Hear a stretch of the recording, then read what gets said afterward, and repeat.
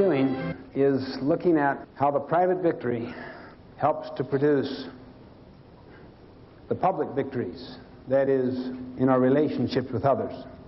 And this is where habits 4, 5, and 6 are involved. Habit 4, as you know, is to think win-win. Habit 5, to seek first to understand, then to be understood. And habit 6 is to synergize. So, do you want to come up and help me a minute? Look strong and healthy. Need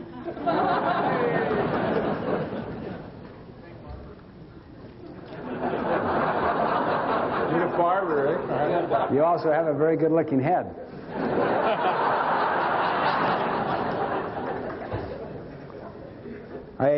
Ron, have never lost an arm wrestle. Okay. And I don't intend to now. You're either going to be down there or I'm going to be down there. Okay? Now, see this triumvirate right there? Yes. They're going to fund this exercise so that if he puts me down here, he gets the dime. Okay? Can the three of you have pockets that deep? Let's stand over here a little more.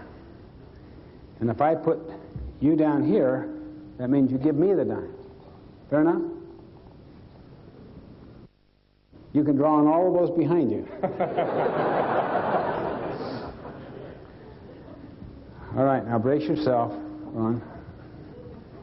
Put your elbows close together. Okay. Now, you keep track. You tell us when to start, all right? What's your name? Colleen. You tell us when to start. Give us 15 seconds, all right? Now, if he happens to put me down twice, he gets 2 dimes. So keep track of how many times he puts me down before I put him down. Okay, give each other the intimidating stare. All right. Okay, wait, start equal. All right, tell us when to start.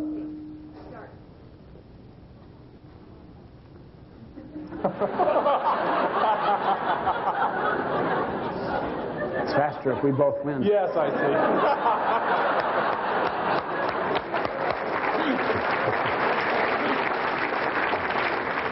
I mean, literally, see, everything communicates war, contest, win-lose.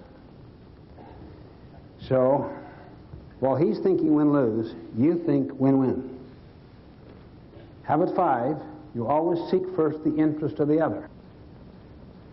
See, so we start with tension, then let him win. Then let him win again. So gradually he starts to learn what's truly efficient.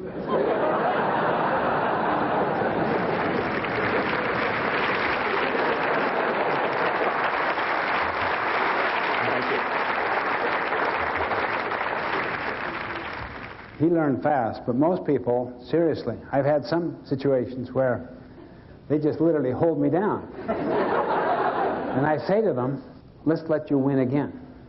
And one said to me, no way.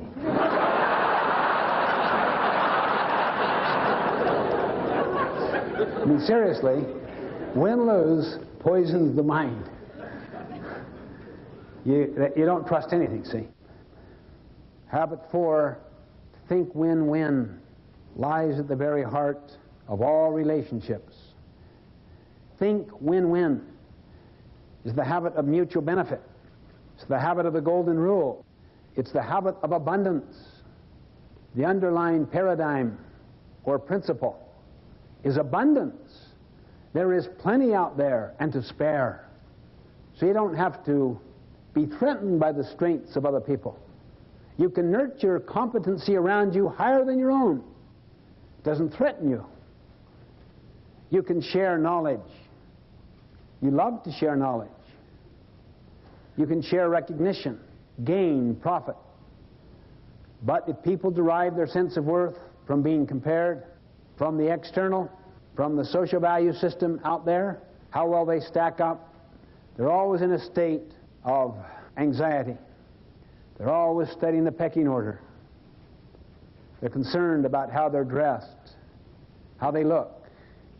They're into posturing, and they are threatened by competency around them. They feel that if they share knowledge, they lose unique advantage. It gives others the same awareness they have. They lose some power. If they share power, they have less. It's like a piece of pie. There's only so much. If you get the recognition, I may not get it. If I share gain or profit with you, we will have less. It's the paradigm of scarcity, not the paradigm of abundance. Most people have never had profound experiences with win-win people. They don't really believe there's such a thing as win-win. It's either you win or you lose. You're either tough or you're soft. You're strong or you're weak, see? They think in dichotomies, either or.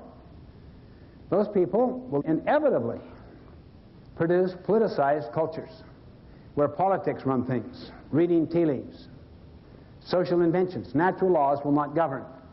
Or they will become martyrs. They'll go for lose-win, particularly among the so-called important people. And then they'll often take out their energy on the ones that they can control, so that they're lose-win above, win-lose below. What happens at the side all depends on the moods, the ego. What happens in the marriage, is it equal? Is it unequal? What happens with the kids? What about your employees? Can you begin to see that the roots of the win-win mindset comes deep out of the private victory? If the private victory is real and sincere, you're at peace. You're centered. You're anchored. You're rooted. You're established. Your ego is not involved. Down deep, you're invulnerable. So you can afford to be vulnerable on the surface of your life. That's why that private victory is so foundational. Habit 4, to think win-win, comes from the principle and paradigm of abundance, not scarcity, meaning the pie gets larger and larger and larger. Why?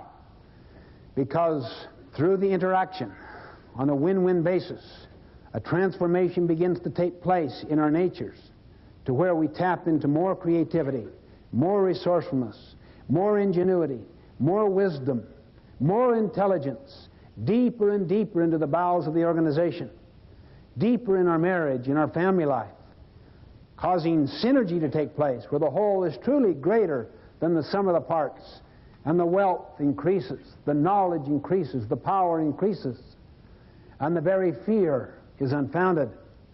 Both are self-fulfilling prophecies, however.